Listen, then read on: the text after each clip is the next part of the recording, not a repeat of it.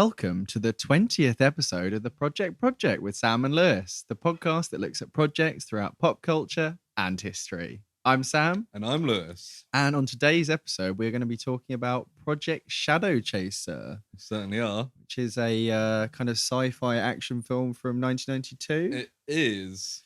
Yeah. But think Die Hard with robots. Think Die Hard with robots with a little bit of Demolition Man and Blade Runner thrown in for good measure. Yeah, that's probably fair.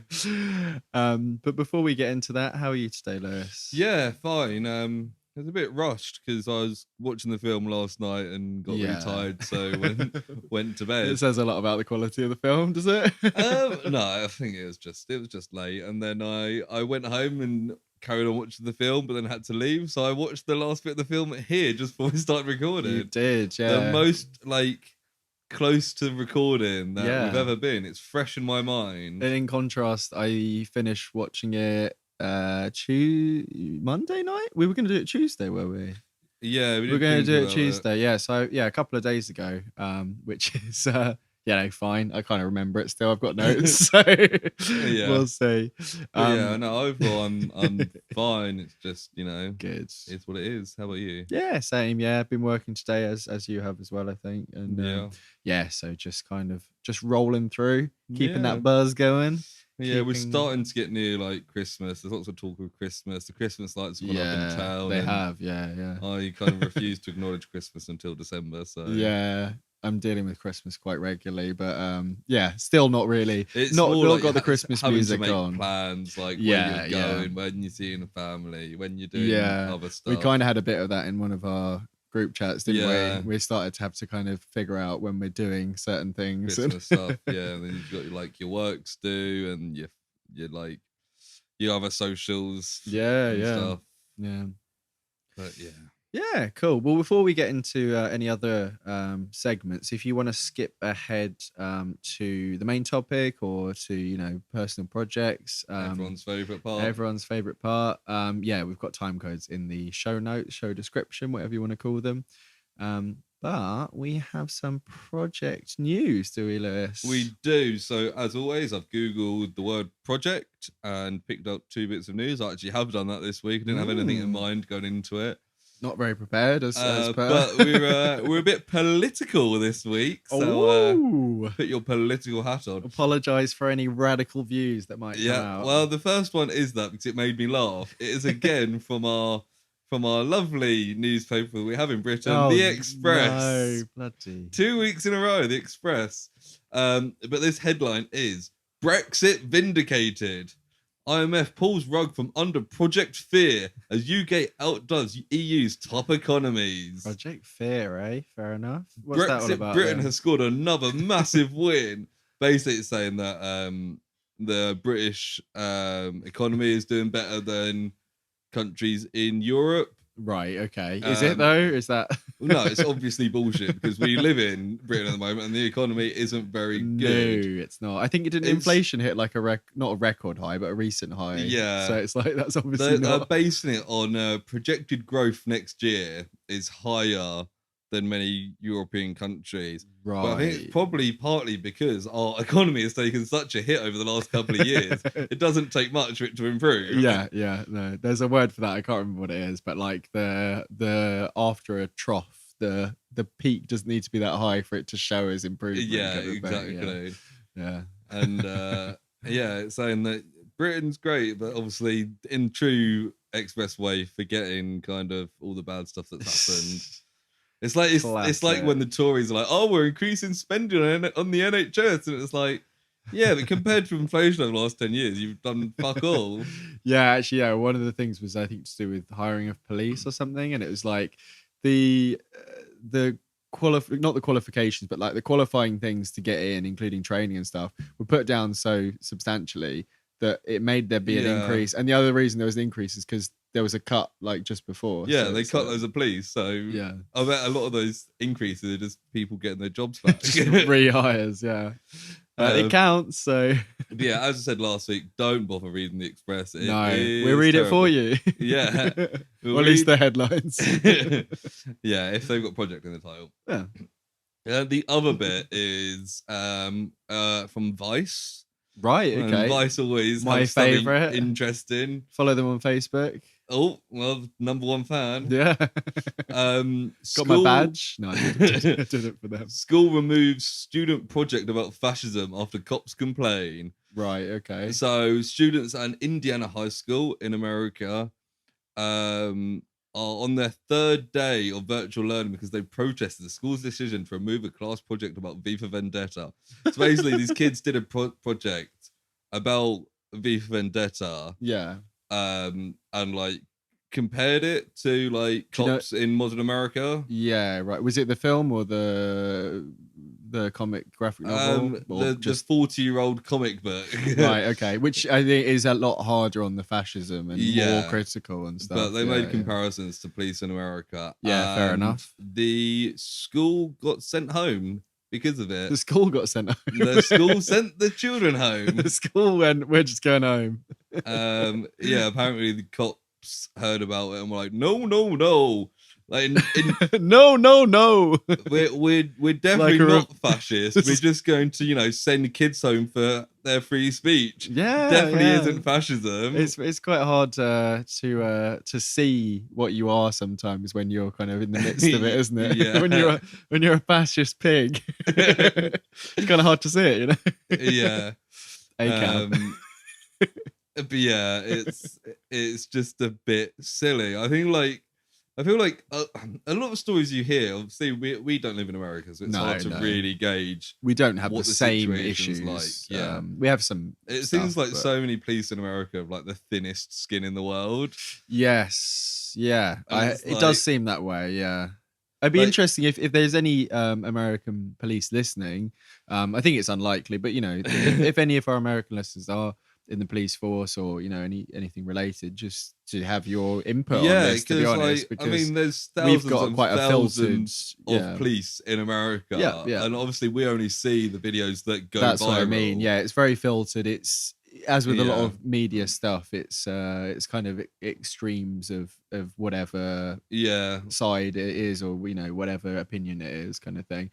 So it'd be really interesting to hear some opinions. If anyone because what we see is just cops killing black people, or just like very easy to like pull their guns out. Yeah. And or like even before Black Lives Matter was really publicized, you'd have stuff like, do you remember that policeman with the pepper spray that was just like willy-nilly spraying it on the protesters? That was like a bit of like a news thing that turned into a meme, like 5-10 years ago or something like that. I mean, we do have police in this country as well that can be issues. Yeah, I mean, there's some recent stuff I don't think we'll get into now, but there was a particular policeman that had some, rightfully so, had some pretty horrific accusations against him. But at the same time, he was convicted of stuff, so I've never seen anything myself, so it's hard to kind of gauge. But it's the classic, like you said, it's our perspective being British and white and men. We're in a very privileged position, like, quite easy to live by. This country. Hot takes there. Being a white always man know is the best fine. hot takes come from like two white men. Well, most podcasts are two white men, so yeah, they are. We're playing to it full force. But so that's just our quick little project news. There's nothing too deep. It's it is what it is. We'll save it's not our wheelhouse, but it's good to have a little mini. Sometimes the headlines are just amusing. That's why I picked them. I mean, that one about the freaking lasers wasn't really anything, was it? But it's good to have a little. It's good to tick those boxes, move on to the next thing. Yeah, exactly. So, Project Shadowchaser. Yeah, speaking of moving on. So, Project Shadowchaser, you got any information about it there? I've got the Google description please. Of 6 terrorists and an invincible android take the president's daughter hostage in a high-rise hospital of the future. See, that is what made me think, right, we should do this kind of thing, because we were talking about shortlisting a few. Yeah. And I think I sent you the lists that I'd kind of put together. You had 4 and I'd already picked the last one. I'd already gone, I think we should do that one. Yeah. And you went, I was like, yeah. Because it sounds really good. And, I don't know, it fully lives up to that that plot, but it's like, it's an interesting little film, isn't it? It is that. So it's directed by a guy called John Ayers, right? Who I looked through his filmography and it's just a bunch of like B-list sci-fi films. Did he do any of the sequels? Because there's a couple of sequels to this. Yes, I think he did. There's 3 sequels. I think he did maybe all of them. Yeah, I think the lead, well, I say lead, the antagonist in this, he comes back from maybe all of them. Yeah, he's in all of them. I think he's the only person. I'm not sure if, because I saw a couple, I know I'm kind of diverging early, but I saw a couple of them were just Shadowchaser, and then some said Project Shadowchaser too. Yeah. So I don't know what I think they all got released somewhere with Project Shadowchaser. Right. So we could revisit okay. Which I'd be quite intrigued to do. Yeah, because I mean the premise is kind of right for more films. Yeah. Yeah. I looked up that, so it's got listed on Wikipedia. Stephen Lister is the writer, right? Okay, and who also comes up in the opening credits as screenplay by Stephen Lister. Right. When you click on that name on Wikipedia, it brings you to a novelist that died in 1981, 11 years before. I mean, he might have written. He wrote all the scripts ahead of time. I think Wikipedia's fucked up there. I think so. Yeah. But yeah, so as you mentioned, the main guy, the antagonist, who plays Shadowchaser, Romulus, as he's also known, is played by a guy called Frank Zangarino, who, like the director, has just done a bunch of like low budget action stuff, and he's actually now just a personal trainer. Yeah, I saw that. Yeah, I think sometimes he's called Romulus Shadowchaser. Yeah, and then sometimes he's called Android Romulus on the IMDb list. Yeah, and sometimes he's Shadowchaser, sometimes Project Shadowchaser. Stephen Lister is a writer. He's on IMDb, and he's written 6 things. Oh yeah. Okay, this is very strange. One of them. So it goes in reverse. No, in chronological order. The Professionals TV series. He wrote 2 episodes, 79 and 80. Right. Slow Burn is 89. Extro 2: The Second Encounter is 91. Shadowchaser 92. Monolith 93. The Conspiracy of Fear 1995. And then we've got 2 thanks in credits. One is Barbie: A Fashion Fairy Tale, and one is Barbie Mariposa and the Fairy Princess. Interesting. So he helped out on these Barbie films? It certainly looks so, yeah. And these are modern Barbie films from, 2010, and 2013, which is interesting. Interesting. So he's not the novelist that died in 1981. No, he's not. That makes sense. He's definitely not. I mean, not definitely, but it doesn't look like it from here. So anyway, the other person worth talking about that's in it, the most famous person in it, is Martin Cove. He's that famous. I misread his name. Did you recognise him at all? Do you know which one's it? He plays the main guy who's introduced as Dixon, is actually De Silva. No, I didn't. No. He is the head teacher at Cobra Kai. Yes, I did see this, and he's in the Cobra Kai. And he's in the TV show. Yeah. So he's in his 70s now, is he? He must be quite old. Yeah, he must be. But yeah, he obviously did Karate Kid before this. Oh no, older than that. He was born in 1946. Jeez. Wow. So he's 75? Yeah. Whoa. Pretty old. Pretty old to be in a bloody kung fu film. Don't karate. Yeah, karate. I imagine he's not doing much karate. No, he's probably like a legacy cameo kind of thing in Cobra Kai. But I was wondering what else he'd done, and he's got a small part in Once Upon a Time in Hollywood. Really? Okay. Just a single scene. Okay. But apart from that, he hasn't really done much outside of Karate Kid. No, fair enough. He's not the personal trainer, is he? That was Frank Zagarino. Yeah, Zagarino. Obviously, I couldn't find the budget or the box office. Yeah. Before you move on to that, did you see Paul Koslow, who plays the chief agent guy? The Trevanian, who's very entertaining. He was in a couple of things, one of which is the Omega Man in 1971, which is I Am Legend, the original adaptation of it. Yeah. And a load of other stuff like Robot Jocks, which I haven't seen, but it's 1989, is I think quite a fairly famous thing. So yeah, he did a lot of 70s and 80s kind of Right, and then kind of schlocky. He kind didn't of seem action-y too thing. old in this. Maybe like middle age. I think so. Yeah. Well, he's Maybe he's 1944, young so in he's Mega Man. similar age to.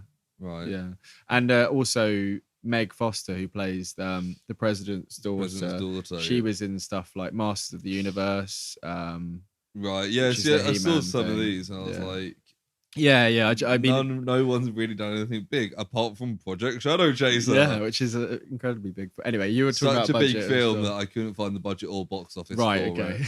it. The sequels are all direct to video. Yeah, this also says video in brackets sometimes. So I think in some places it may have had a really small limited cinema run, and then I wouldn't. I mean, the version we watched was like sub VHS quality, wasn't it? Yeah. So it's not had a wide release. Clearly, no. I don't think you find it on any streaming services. I doubt it. So it's just the ratings. As we know, most project films fall between 6 and 7. Do you have a guess at the IMDb rating for this? I seem to remember it was like a 3 or something like that. It's 4.6, which is pretty darn bad. Pretty darn bad. Anything below a 5 is proper shit. It's normally not worth watching. And Rotten Tomatoes didn't have a critic score, obviously. Yes. But it does have an audience score. So people who actually went out of their way to go and see this. Yes. Like us. Like us. People just love project films. I can't remember if I put this on my letterbox, to be honest. I'm obsessed with it now. Yeah, I know. I went back and looked at some of the old projects that we'd done, and I hadn't put them on, so I had to re-review them now. So I'll see if they match up with the episodes. Just listen back to the old pod and hear what we say. No, I was just... Or just link to the episode of the pod. I could do, actually. You know what? I should probably put it in the episode description, in the letterbox description, get some extra viewers in there. Yeah. Nice. But yeah, the audience score is 36%, so... Not fresh at all. That was the 3 I was thinking of then. Yeah, probably. So anything else before we move into the plot of it? Is that so we can get into the film? Yeah. So we get like a quick kind of semi-intro, which I feel could have been expanded on a bit more. So like there's like a guy laying on like a surgery bed and like 2 doctors over him. And there's like a spotlight just on like his top half. Yeah, because I think he's naked. He's like he's basically like he looks like an Arnold Schwarzenegger Terminator with bleach blonde hair. Later in my notes, I describe him as the Terminator meets Vanilla Ice. Yes, their hair is it's like a flat top. I think it's. I mean, Arnie has a brunette flat top, but it's the bleach blonde is really very Vanilla Ice. Yeah, and it's probably the right era as well, isn't it? Early 90s. Yeah. It was all the rage, all the rage, all the rage, all the rain, all the rain. So yeah, like these 2 like surgeons are doing checks, and like you soon realize that like he's not human and he's a robot. Yeah, operating on a robot. I think as he kind of turns online, it shows these screens which are very much like Star Wars original trilogy, like holographic things, like the opposite of what we have now, like a line on a dark background, like a light outlines on dark backgrounds, rather than what we've got, which is dark lines on a bright LCD LED background. So very much like what people in 1992 thought the near future would look like. But somehow like looks much older than the 90s. It does. If you told me this film came out in like 1980, I would have believed you. I would have thought even late 70s, to be honest. Apart from the fact it's clearly a Die Hard ripoff. Die Hard, Die Hard was what, like 89? Yeah, I think so. Yeah, I'm pretty sure. Yeah. And this is 3 years later. Yeah, Die Hard was 88. Oh, so close. So they had time to kind of get this think off of the how ground. they can put like androids and cryogenics into a Die Hard film. Yeah, and then Blade Runner was 82, so they had even more time to rip off the look of the main android. Yeah. Topless, leather jacket over the top, and blonde hair. And I don't know when Demolition Man came out, but part of the plot that we'll get to in a second. 1993. Demolition Man was based on Project Shadowchaser. Okay, you heard it here first, I've got some hot takes about something in this film later, but I'm going to save it for the end so we can get through stuff. Basically, we see this guy. It's kind of like a Frankenstein's monster kind of thing. He kind of wakes up. Does he kill all the people? He sits up. Then you get the title card of Project Shadow, which we saw the trailer like 3 times. Yeah, it plays way too many times. And then he like kills all the scientists and starts climbing up a ladder. Yeah, I don't remember that. Oh yeah, because he's naked and he's like climbing up a ladder. Yeah. You don't see anything, even though he's naked. Damn it! And Damn you, Hollywood! Then we cut to this like orderly guy who's like in a wheelchair. He's kind of like a Eddie Murphy type, like cool 80s guy. Cool 80s guy. Early 90s even. Yeah, well he looks 80s. And he's like, I think he's got headphones on, he's like singing. Yeah. He's got like a little Walkman, he's like singing and dancing. He's talking to this girl, Michelle, being like, hey, give me like Naomi's number. Yes. I wrote down these names because I thought they'd be relevant. He's like, no, even this guy's not really in it at all. No. He's called Jackson. And he's like, oh, did you ask if Naomi was free? And the girl's like, no.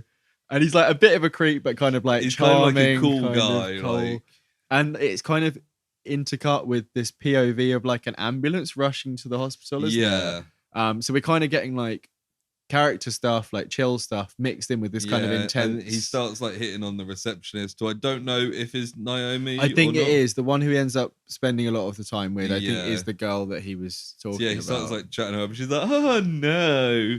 And he's like, well, no, the main woman that he talks to is quite not interested, I think, at first. Oh, I have maybe there's 2 women. I've written down, take no for an answer. Yeah, well, I put Jackson is bothering this lady. That's a very formal way of putting it. And then they bring in like a load of people in the ambulance. Seemingly like 7 people, I guess, based on the numbers. Yeah. So it must be 2 ambulances, I suppose. I think actually they only bring 2 in. Because some of them are driving the ambulances, aren't they? Yeah. The people, So they bring in this bleach blonde android that we saw at the start. Yeah. And like a female equivalent, essentially. Who is like not really in the film at all. No. I think she must have got cut out. Yeah, but and then he like springs up again, and like so the second time in like 5 minutes. Yeah, and then they all the rest of the hospital people who came in like take off their disguises. They've and got like get like machine guns out and start taking over. As Lewis said, it's very much start of Die Hard, like taking over the place. Start shooting out the guy with glasses, who's like basically the same character as in Die Hard, is like, oh, like you've got 2 minutes, and then he like shoots someone, and then he's like, you've got less than 2 minutes. Yeah, to like clear the terrorists are taking over a skyscraper. Where have I seen this before? Yeah.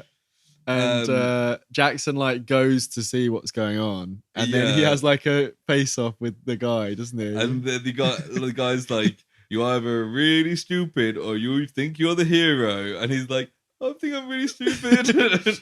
And like I thought he was going to be like the main character. I thought it was going to be like him. But before that, you hear him, because I wrote down some of these lines, because some of the lines in this are fantastic. Yes, yeah, there's some. He hears a shoot and he goes, gladiators are having a serious party. But, yeah, that's what I think when I hear gunshots. Yeah. And then and then we go to like a lab kind of place, don't we? Which I guess is like a cryogenic prison. Before that, though, do we have another? We have the entrance of Trevanian. Right. So this police car turns up, and I think they're going to this place. Yeah, but like you kind of get introduced. He's like this like FBI type guy. Yeah, I don't think we find out what agency, do we? I think they say FBI later on in the film. Fair. And they meet like this crazy doctor guy who I was thinking like if this was made now, he'd 100% be played by Charlie Day. Like Charlie Day, or the guy from New Girl who was in Jurassic Worlds. Do you know, something like someone. Yeah, it made me think of Charlie Day in Godzilla. There's a funny line coming. Godzilla, Pacific Rim. Pacific Rim, yeah. Especially when he goes a bit more like. It's the second one, definitely. When he's got a bit more confidence. Yeah. Or like a stoner guy who'd be played by. I think that's kind of the impression that he's like a bit like, because he kind of makes a mistake, doesn't he? Which we find out. So he's showing him through like, at first I thought it was like a morgue. Yeah. But it turns out to be like a cryogenic prison. Yeah, and they go to prisoner 569. Yeah. Patrick Dixon, who's a murderer. And they're like, we need to get him out to to help. There's a lot of not explaining in this film. But they basically, Patrick Dixon is the architect of this hospital. Right, that's so they it. think he'll be useful because we can find out. Which is kind of like not really like also, pointless. Yeah. Right, I know it's early on, but I have to ask you about this. In this universe, like you go to prison and you're cryogenically frozen for your sentence. Yeah. And then at the end of your sentence, you wake up. Yeah. Isn't that the equivalent of not going to prison at all? No, because, so this is exactly what was happening here. He explains it that their mind is still awake, but they're frozen. So it kind of it's like torture. Right. And then he goes, if I wasn't so mellow, it would scare the shit out of me, man. And they're like, just fucking get on with it, basically. Right. I thought they would just wake up in the future. No, because they've written here, this is Demolition Man, because I assume you haven't seen Demolition Man. I haven't, no. So in the film, Sylvester Stallone is like a cop in I think it's in the 90s, but it's like the 90s from Predator 2, where it's like everything's chaos and there's gangs everywhere. And he is trying Same universe? Pretty much, yeah. He's trying to catch Wesley Snipes, who's basically playing the Joker, and it's great. He's like weird and he's like kind of dancing and Sylvester Stallone is like a Batman guy.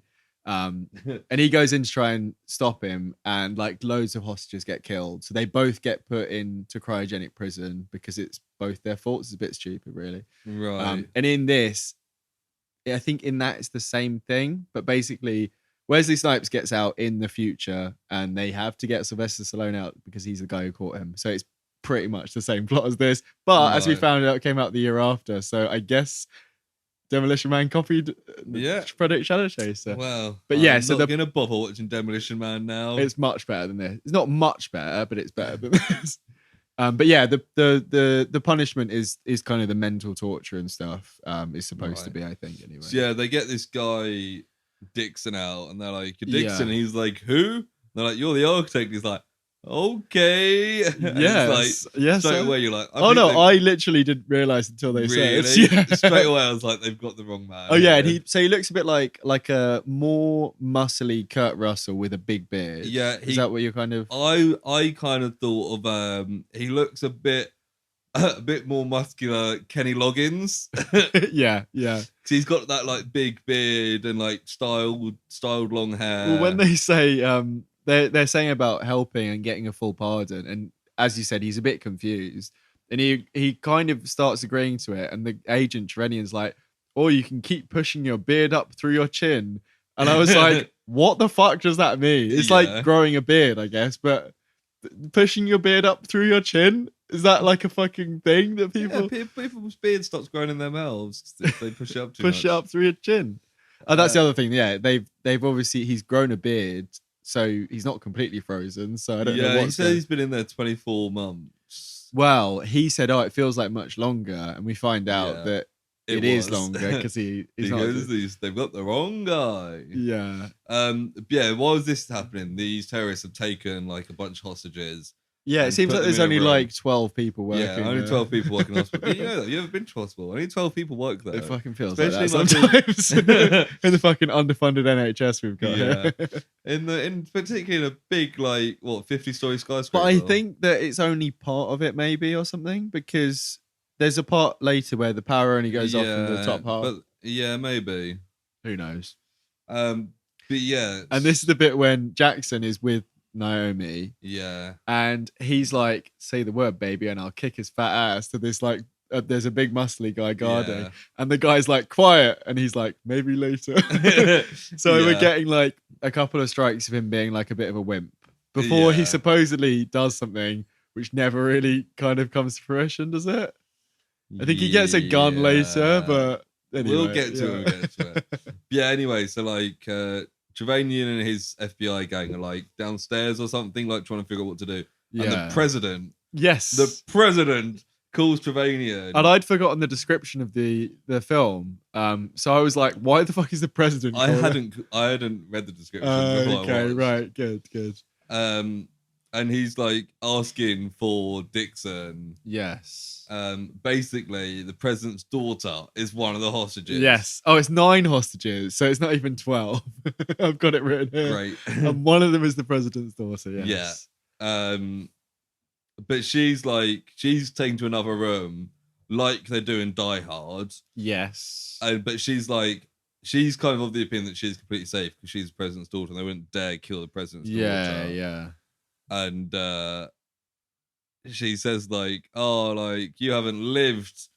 And Romulus, the Shadowchaser, I've never lived. Yeah. Because at that point, we don't really know explicitly that he's a robot, but it's it's from the opening and from that, it's kind of supposed to be implied. Yeah. And they said they want 50 million as a ransom, don't they? Yeah. Dranian talks to him and he's like, we're going to kill the hostages unless we get 50 million. Yeah. And I was like, if you got the president's daughter and you're an android, you could probably ask for more. Go higher. I mean, at that point, 50 million would have been more because it was 1992. But it did have a bit of Dr.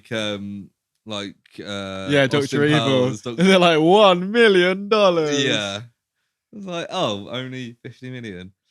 Yeah, and then one of the hostages isn't feeling very well, and Jax is like, come on, we need help. The terrorists just don't care because I don't really know the deal with the other terrorists. No, that's one of the things. So especially the lady who has the blonde hair, we don't see.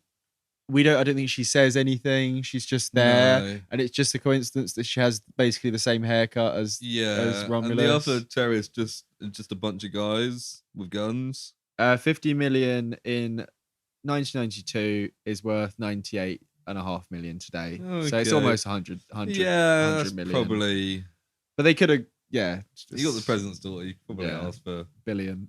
Yeah. And there's mention of booby traps. So all the elevators have little motion sensors on them, which we find out later the terrorists can deactivate as they pass through. Yeah. And I think all the elevators apart from one are completely deactivated. Yeah. Oh, so no, sorry. So stairwells and entrances are booby trapped, and one elevator is booby trapped, but can be used if they're deactivated. Yeah. And while this, Geranian's trying to making a plan. Yeah. And he's talking to Dixon, who's the architect, as he's called at the time, and he's like, I'm not gonna go gung ho on there.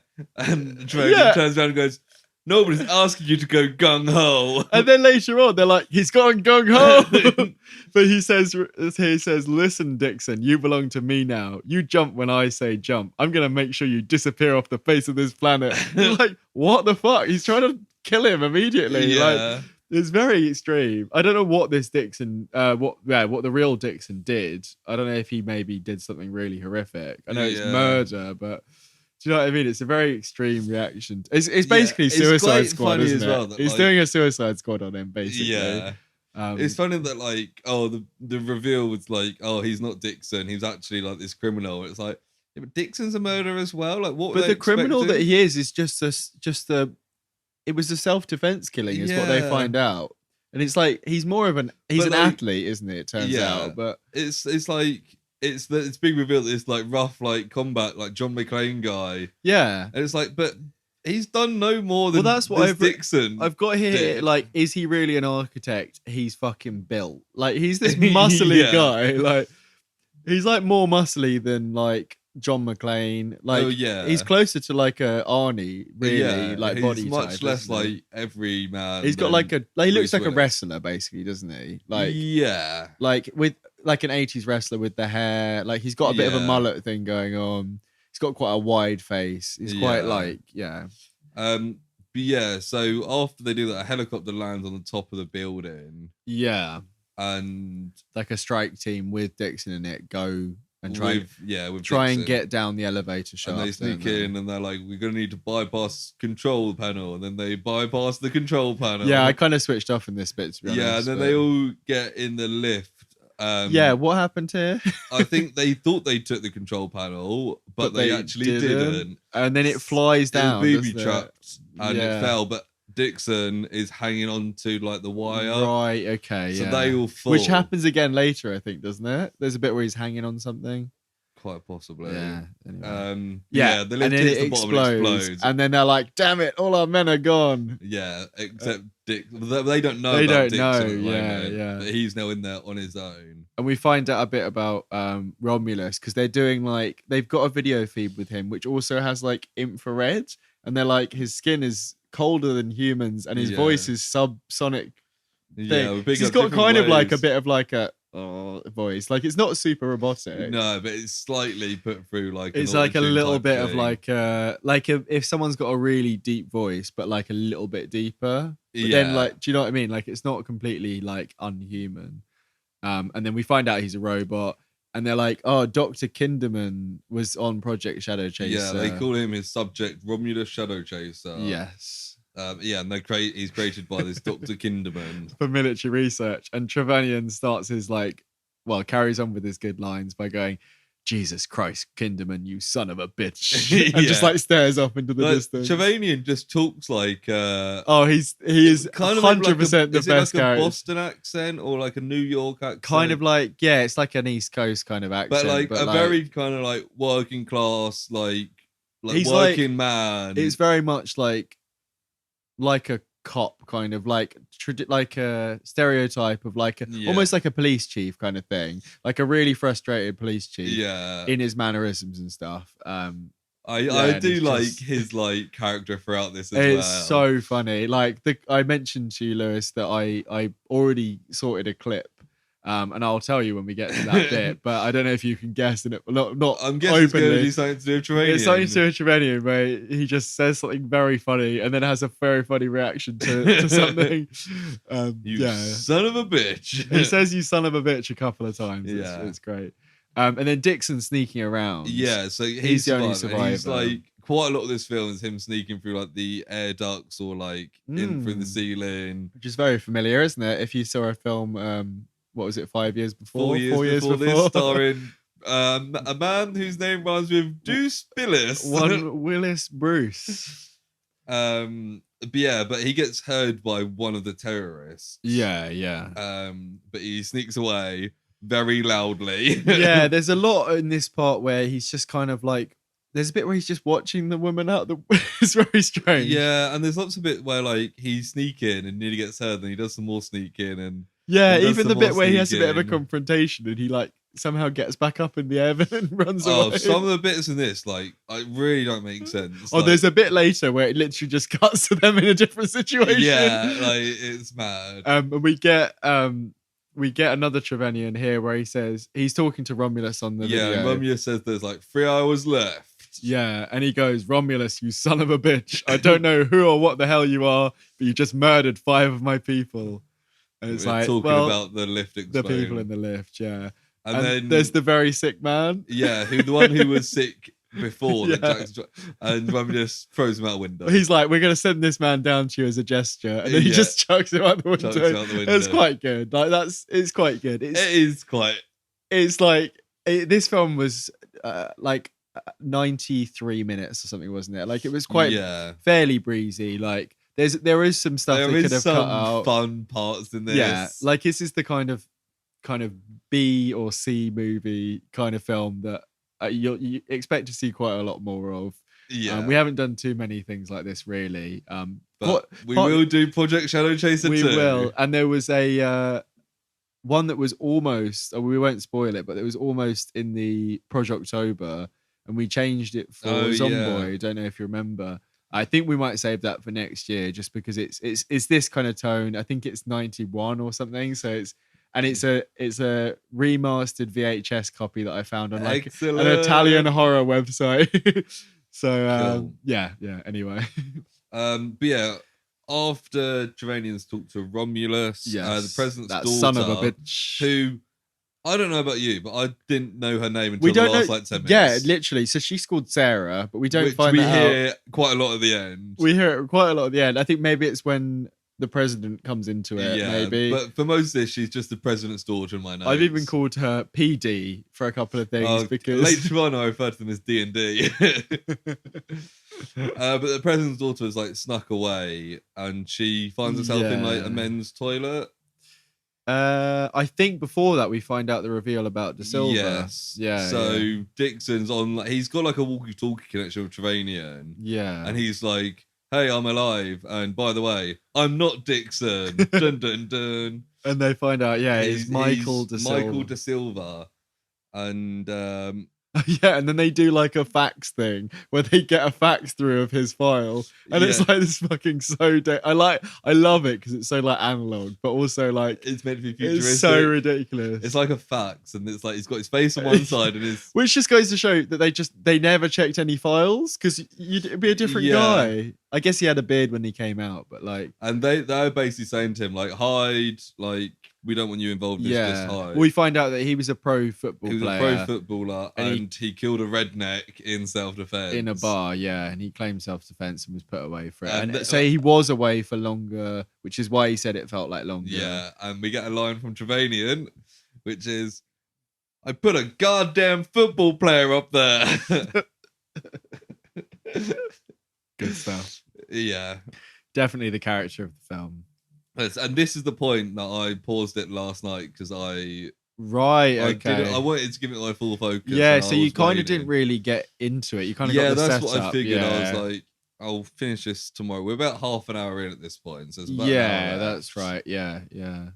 And then this is the bit you mentioned where Sarah, the president's daughter, she kind of sneaks away. I think she unscrews a vent and sneaks into it. Yeah, and she gets into like the men's toilet. Yeah, and then she's like, and this is De Silva's in the vents above her. Yeah, and he's watching her like look around, and then someone starts coming in, so she hides in a cubicle. Yeah, and it's like, one of the terrorists. He's like wash his hands, but then he gets like suspicious. And he does that classic thing that anyone looking for anyone ever does.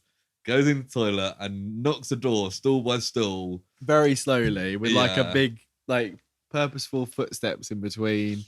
Yeah, and then obviously she's at the last one, and she slides the lock shut, doesn't she? Before, yeah, and then I think sneaks underneath the things to another cubicle. Not really clear. We don't see. I have heard that American toilets cubicles, have massive gaps in. There's massive gaps underneath, and I think even between the sides, you can look in on like someone having a shit. We've got pretty good ones normally. Yeah, like we've never had that although issue.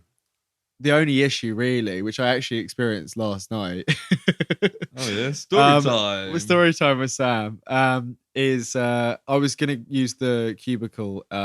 I was in a venue last night seeing a band, and they'd taken the lock off the toilet because I imagine to stop people doing naughty things in there, basically. I had that, and I just I thought, well, I can't sit down in here and do what I wanted to do. Yeah. So I instead had to just have a stand-up wee and leave. So it was a bit of a shame. Went and played football last Sunday. And there was like the changing rooms there. Like you could ask our friend who plays football with me.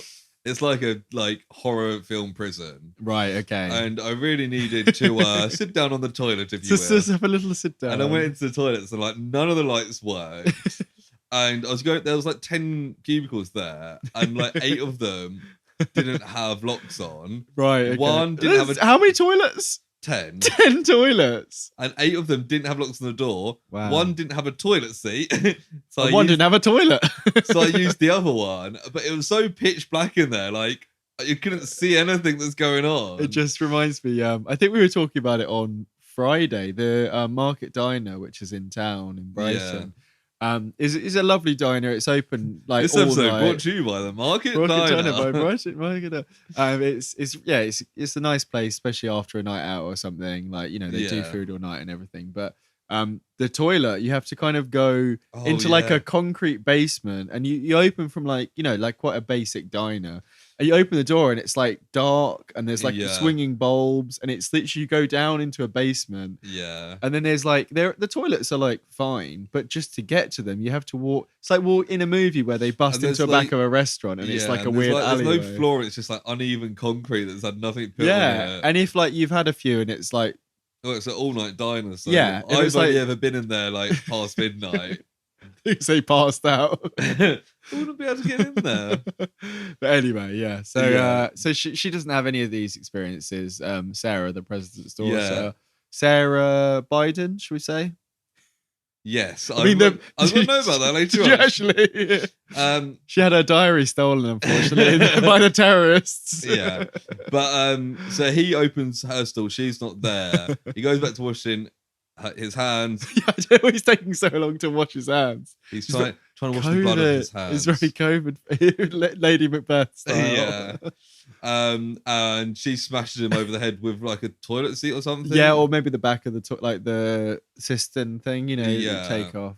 But then she steals his gun. Doesn't do anything with this opportunity at all. He's like, it's really sensitive. And he's like, seriously, it's got a hair trigger. Like, don't shoot me. And then she like shoots and like. Well, she's like, control. Oh, don't worry, I'm good with guns. Yeah, and then just like shooting into the ceiling where De Silva is. But it doesn't really. That's not a thing, is it? No. Him. And then he just grabs it off her, and he's like not that annoyed about it. And it's just like, let's go back. And just takes her back. You think he'd like... And then she like threats Romulus. Threats him. Threatens him. She gives him her threats. But yeah, and they just like throw her back with the rest of the hospital. I know she's the president's daughter. Like, you think like he would like, give her a backhand or something. Yeah, like exactly what I was going to say. Like, because there's a bit later where... the other hostages, like one of them gets really like knocked about. Give women a backhand. No, bad. I wouldn't. But I'm not a fucking terrorist, all right? Well, do you see that clip from Gogglebox where they're talking about the terrorist and they're like, "Oh, he's a bit dreamy," and he's like, "You like a bad boy, don't you?" He's like, "Yeah, but not a fucking terrorist, though, Chris." Yeah, that's quite a bad boy. Yeah, it's very funny. I mean, you don't need to watch the clip now, but it's on YouTube. Anyway. So that happens. Yeah. And then Jackson's lady friend gets taken. Yes. And she like slaps him. Yeah, that's what I mean. This is quite intense because he doesn't do anything. And then she gets taken to another room and it gets a bit like rapey. And her shirt slaps him and he hits her back, goes, bitch. And then her shirt's like kind of ripped off a bit and like, and then De Silva is like, I'll help now. Smashes the terrorist with a chair. And then, like, they have a struggle, which happens quite a lot in this film. Just two men, half like wrestling and half wrestling, you can't really see what's going on. I think it's like cheap fight scenes, really, isn't it? There's not much punching. Yeah. Even the final fight is not really much of a... faded out of this fight. And well, he grabs a defibrillator and it gets a bit more puts it like either side of his head and kills him. And then someone just throws a grenade. Oh no, he jumps back up into the thing. This is what we're talking about. He's like some sort of little Spider-Man. Climbs up in, and then someone throws a grenade up into the roof fence. Yeah. And then he kind of like runs away and starts getting shot at. Like it's all a bit messy and like supposedly he falls through the roof. It's very like John McClane, but without any of like the like. It's quite hard to follow. Like they haven't really thought it out, and it's not very like all the bit in Die Hard, like with the glass on the floor and all that. It's very purposeful. Like, all the bits with John McClane going through the air vents is really good. And like he's a good character. Like he's like, what is he like? Oh, come to LA. They said it'll be fun. They said like he's. You know, it's arguably like the best role Bruce Willis has ever played. I think it is. Probably that film is the epitome of it. Although some of the, the third one's are right. Like I've only ever seen the first one because I can't bring myself to watch the others. The third one's pretty good. Samuel L. Jackson's in it, and Bruce Willis wears a sign that says something about N-words, and he has to walk around Harlem, and obviously, some people are upset with him, and it's part of the terrorist plan. It's quite funny though. And so he kind of spends a long time getting chased by terrorists, and then he gets cornered by a guy with a machine gun, and like inexplicably, what is with my tongue today? Instead of shooting him, he just like laughs, and he's like ha ha ha ha ha. Instead of shooting, so De Silva kicks him down an elevator shaft. Yeah, I didn't really understand what was going on here. I think there was a couple of bits where, let me just say, oh yeah, no, I've literally written here. So I won't spoil what I was looking up because I'm going to save it for the end. But I was looking something up. So I missed what happens, and I said it looks like De Silva shot the glasses terrorist, and then they're hanging off a chain, and then the glasses guy fell down. Yes, they fall into like the elevator shaft. So this is what I meant. The other bit where he's with the gun. Yeah. Oh no. Yeah. He shoots him, and then yeah. So another hostage is then killed. I think they make a big spectacle of it, and it's like on the screen and everything, and we don't really see it. But Romulus it's like, is talking to Trevanian at this point. Yeah, they're having a bit of a and then Trevanian's kind of making the point that De Silva's not their man. Like he's like gone rogue. He's done he's like no. And then Kinderman arrives, who is played by a British actor who I think. Well, I looked him up. He was in a lot of stuff, nothing particularly famous, but he's got that kind of like almost like an Anthony Hopkins kind of voice, doesn't he? Like a classically trained actor voice, but has been in a lot of shit stuff from the looks of things. I thought he was maybe German or Swedish originally, but before that though, before Kinderman arrived, we've been told that like there's 2 hours left. And Trevanian's like blaming De Silva for all the stuff that's gone wrong. Right, okay, yeah. And they've said, most importantly, it's now a national security measure. Which is like why Kinderman then appears. Yes, so he gets called in. He's from like the Pentagon. He's higher up than Trevanian. Yeah, that's it. But he's also the one who was involved in the project. It's his project. He ran Shadowchaser and created Romulus. That's right, yeah. And we get a load of stuff here where he's a bit weird. And he's like, whatever you say, Trevanian, whatever you say. And he says, it was to create... Project Romulus was to create a perfect synthetic warrior. Intelligent, adaptable, self-sufficient, unhindered by any sense of morality. And he explains, because De Silva's on the walkie-talkie for this as well, so he's telling him, like, he's $1 billion killing machine. Don't get in his way.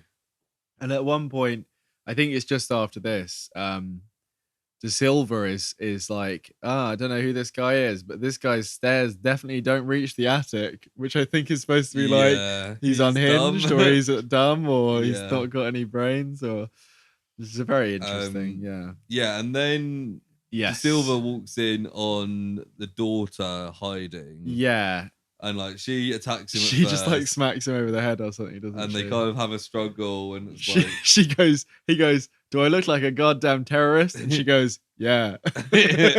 Well, I'm not. And then like she has to get changed. Yeah, and she puts on like this sexy dress, and there's so much sexual tension. Oh yeah, like, and he's like, you've got so unsubtle. She lists all the stuff she's good at, which is like, because she's the president's daughter, she's good at like horse riding and like shooting and karate. And then he's like, you can't wear those heels, and just like starts pushing her on her bed and taking them off her. And he's like weirdly like over her, like, and it's super like sexually aggressive. Of course, there's a bed there, so they can lay on the bed together. It's like, but it's like, it's supposed to be like sexual tension, but it's also very threatening because he's like 3 times bigger than her. Like it's a bit weird. It's very like, you know, late 80s, early 90s. Like it's like in Blade Runner when he like forcibly kisses and I think just has sex with the woman in it. Yeah. It's like not Harrison Ford's brightest moment. Then they kind of like, they plan on working together even though they don't really like each other. They don't like each other. Not at all. Not one bit. Meanwhile, Kinderman is talking to Romulus. Yes. And he tells him that De Silva has the president's daughter, which is followed by Trevanian punching Kinderman in the face and knocking him. Yeah, because he starts like you know, saying stuff really fast to him, like about what's going on. Yeah, and I'm like, I've written, is he a betrayer? But you know what I mean, like a traitor. A betrayer. I've got, is Kinderman a betrayer? Yeah, and Trevanian punches him in the face. And it's great. And we didn't even say Kinderman's like, he's like a 70-year-old. He's like a 70-year-old. He's like all white. Oh, can you guess? Okay, can you guess what role he has played a couple of times? Think historical British figures. From the last Kinderman? 100 years. Churchill. Yes, he's played Churchill like twice. Of course, he's like. He is basically Winston Churchill, isn't he? Like the character, do you know what I mean? Like a stereotype of Winston Churchill. Yeah, he's got like that voice. He wants his robot back, basically, doesn't he? We find out, and like he makes it quite clear that like he wants to save the day, but also like he wants Romulus back so he can carry on with his Project Shadowchaser. Yeah, that's it. Because we don't really know. Because I guess it's one of those films where they could have added a couple of little bits to explain, you know, why Romulus went rogue. Why? Oh, I suppose we do get a little bit of explanation actually. Yeah, it's not. But like the terrorists, like you don't really know their motive apart from getting 50 million. It's like I would almost appreciate like an over explanation. Do you know what I mean? Like someone going, this was why this happened, but we don't get that. We just get reveals without explanations. Yeah, which is and fine. But... again, it's similar to the terrorists in Die Hard, but like they're far more compelling. Yeah, because it turns out that they're robbing it rather than doing it for the terror, isn't that kind of the twist? Yeah, because they say that they're some sort of terrorist, but actually I think they're doing it for like bearer bonds or something. Yeah, they're supposed to be like some sort of European nationalist thing or something. Because they're all just like vaguely European, aren't they? Alan Rickman's kind of off German accent. German, yeah. But there's a bit here where there's more terrorists chasing antagonists. Yeah, but there's two of them. There's two of them, and the president's daughter Sarah throws a grenade, and the pin wasn't taken out, and the terrorist picks it up, and he's like, "You have to take the pin out, like you idiot," or something. Yeah, and then De Silva throws one without the pin, and it blows him up and kills the guy. And I think that's the same guy who she had the altercation in the bathroom with. Right. So they kind of get him there. And then they have to climb up some like ladders or something. Yeah. So he just like rips her dress. She's like, I can't climb a ladder in this dress, and he just rips it. It's like, there's like no boundaries with him at all. Yeah, and Kinderman wants to like retrieve Romulus, and he doesn't really care about the hostages. Yeah, and Trevelyan's like, what are you talking about? And I watched this bit of Christina, and she loved this line when Kinderman turns to Trevelyan and said, info comes on a need-to-know basis, and you don't need to know. Because that gets redone later. Yeah. Christina laughed at both times that line said. And then Sarah remembers that she saw De Silva in the Saints playoff game. Yeah, so he was number 4. They're like hiding in like a... Yeah, they have a bit of like a bonding moment, don't they? Because she's like, I've never seen a quarterback run 100 yards. Yeah, he's like a third choice quarterback that ran 100 yards in the final minute.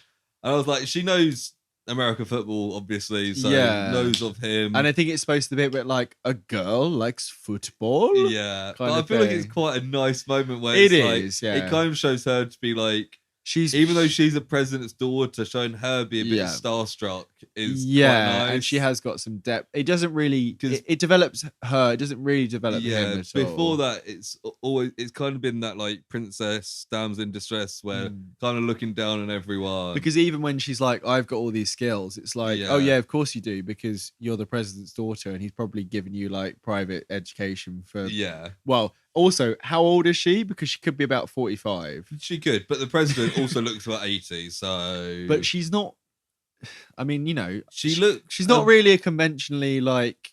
She looks a bit like that actress who is in stuff. You know the one I mean? Yeah. I'm very familiar. The one actress that's in everything. That one actress that's in stuff. Yeah. That's not Sigourney Weaver, but kind of like Sigourney Weaver. I'm going to... Did you know that Sigourney Weaver directed Alien? No, she didn't. Yeah, she did. Yeah. Oh, yeah, we did have a kind of half joke about this off mic. Because we do talk off. What is this woman? I've Googled Sigourney Weaver, and obviously that's not going to help anyone. I might get... Sorry, carry on with the plot whilst I try and figure out who So, we've just got the bit where she knows I've just football. Scrolled down. Oh yeah, so she knows, and then they bond, and that's it. And then the cops pick up radio chatter about a helicopter, and it's like little bird to big bird or whatever. And they're like, right, we're gonna get on that. And then Kinderman has a plan with the president, so he's on the phone to the president, and there's some plan that we don't know about. I just searched actress like Sigourney Weaver, and all of it was talking about Susan Sarandon, who is what I was thinking of. Susan Sarandon. So she kind of looks a bit like Susan Sarandon. Do you I'd say a little bit. Yeah, I'd say a little bit more severe than her. Like, I don't think that this woman is, particularly attractive. Sorry if you're listening, but also fine. I think the guy isn't particularly. I think everyone's just a bit like meh. I mean, Jackson, I think is probably the most attractive guy in this, and he's not really in it at all. Yeah, guy. Person, and also his girlfriend Naomi. They're definitely the hottest people and they're just not in it at all. So my score is 0. Not enough hot people. Not enough hot people. But go back to watching Project actually, the bit where they fight the toilet guy is now because they ambush him and because they've got a plan about getting rid of the bombs on the booby traps on the thing, and they push the guy onto a gurney and push him into the elevator bomb, and then they can get in the elevator. Yes. And this is the bit that I thought was very, very funny when... Is it the Romulus bit? No, it's when De Silva is like, right, I'm going to send her down to you now, and he's going to put her in the elevator. Oh, and Trevanian is like... You're way ahead of me. Okay. There's some great bits before we get to that. Okay, we'll come back to that. So before that, we've got the long shot of Romulus reloading, completely topless. The camera's zoomed in on his 6-pack. And he reloads and then he puts on the leather jacket and gives like his I'm the bad guy look. I thought that was the leather jacket thing was ages ago. Well, yeah, I think you've skipped past bits. No, literally. We've also got Trevanian's got like a secret plan. Yeah, and Kinderman's like, what? And Trevanian's like, it's on a need to know basis, and you don't need to know. Well, no, but the leather jacket thing is like when we first see him, he puts on the leather jacket. Oh, there's another bit here, okay, though. Right, okay. But yeah, no, I mean, I skipped past some bits, but yeah, I didn't have any notes on them. So. Yeah, and Kinderman spoke to the president. That's what I said, yeah. He's got a plan with him, yeah. Yeah, and then they ambush the toilet guy. They blow up the bomb. Yeah, so there's also the great bit when he's fighting this terrorist guy. Right. But they're like, because they're on like a bed going towards the elevator. That's what I mean, they're on a gurney. But yeah. He's got like De Silva in the headlock and they're both going. Oh, yeah. De Silva turns and punches him in the dick. And the terrorist lets go. And then they blow up. And it's like super easy. But anyway, so Trevanian is like, basically, De Silva's like, I'm going to put Sarah in the elevator, send her down to you. And obviously, that's what Trevanian wants. So he's like, he goes, yeah! And he goes, you bring her down, I'll buy you the biggest damn beer you ever saw. Yes, I also wrote that line. This is the funniest thing because it's such a character change. And that's the clip that I've already got ready. Because like Trevanian has never really liked De Silva, but when he's like, De Silva's delivering, he's just like, he literally like punches the air. He's like, yeah! And then Sarah now turns into like Sarah Connor, and she's now got a gun, and she's just like, no, I'm gonna stay. And then they just send the lift down, I think, without her in it. Yeah. And he's like, De Silva. Yeah. And they just run off together. I've written here now, D&D want a John McClane it. Yeah, I know, it's like a double John McClane. And then there's a conversation between Kinderman and Romulus. Yeah, about the creator and creation and stuff. Romulus is like, money is freedom. It's like, that's his motivation, apparently. Yes. And then Romulus says to Kinderman, like, what if the creation destroys the creator? Yeah, and he says that's true freedom or something, doesn't he? Yeah. Something like that. I've just got Romulus, Kinderman, creation talk. And then that's pretty much it. We have Jackson back again, and he gets given a gun, I think. Yeah, De Silva and Sarah get to the hostages and just hand out a load of guns. Oh, yeah, and then Naomi, like, flirts with De Silva a bit, and I've got here, all the women want De Silva, because it's just like, apparently he's really desirable. Yeah. I don't know why. Hostages are freed. Oh, yeah, Romulus just turns up. And I think at this point, he seems like he's the only one left, even though there should be multiple terrorists left. Yeah. So I think they killed like 2 or 3. And this bit makes no sense. So like, they get all the hostages into the elevator and Sarah and De Silva are standing either side. Yeah. And then there's like quite a dramatic, it's very Terminator, isn't it? Like Romulus is like coming out of the fog. And he's standing there with his machine gun. Yeah. And he stands there like, heavily firing for 10 seconds. And none of the people in the elevator. Well, we never see the hostages again. So maybe they all got massacred in the lift. But De Silva gets... Jackson gets shot in the leg. He's with the hostages. He's kind of protecting them a little bit. And then like the door shuts and De Silva gets shot in the arm. I feel like he gets shot like... loads. Quite a lot. We only really see in the arm. But then he does quite a lot of action. And I've written like, how are they not dead? Like he's this $1 billion killer machine, and he's got a machine gun in them corners. He's like slides down the wall like as if he's been like shot. Well, as if he's been like heavily shot. And then Sarah just like unloads on Romulus like in his and there's chest. lots of like ding ding ding. Like he gets recoiling. Down. Oh yeah, and then he does what he loves to do most and sits up. Where's the bit where he gets back up like on a hinge? He literally is like like as if he's on like lying flat on a bed that's then sprung up vertically, and it's like like a whirring right angle. Like, and from here on out, there's a lot of movements where he's like like and it's got like a few bits before, but it's and some of it's quite good. Like some of this actor, whatever his name is, Michael Sorrentino or whatever, is quite like he can do the head movements and he can do the staring, but then occasionally it would just fall away and he's just human. So it's a bit inconsistent. I'm just like this one. I'm like, where are the hostages?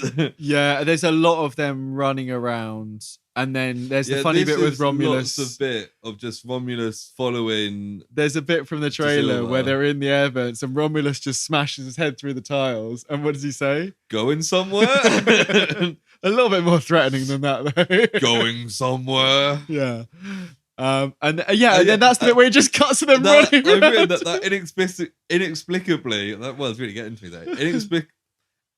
Suddenly they're away again. Like he's caught up with them, and then it cuts. They're just running down the corridor. Yeah, it's so weird, and it keeps happening at this point. But it's very much like when you see B movies parodied in modern stuff, they'll quite often do like scene missing and stuff. Yeah, and I think this is the first time I've ever seen this actually in action. Yeah, like really, it's weird. And then Romulus cuts the power, and this is where I meant it does like the top half of the skyscraper. You can see from the outside and then, the bottom half. It's just like 2 floors. I guess it's 2. I guess it's a big building. There's 2 generators probably. Is what it is. And then suddenly, this is when we find out she's called Sarah. She gets suddenly pulled down through the floor by Romulus, and he's like, Sarah. I was like, oh, that's her name. I've got, she's called Sarah. And that's the bit I paused on to leave mine earlier. And from here, I watched On the Bus and Right in This Seat. Okay, yeah. So Romulus I've got here is boring. We've got just like his deep voice is just boring. Yeah, pretty much.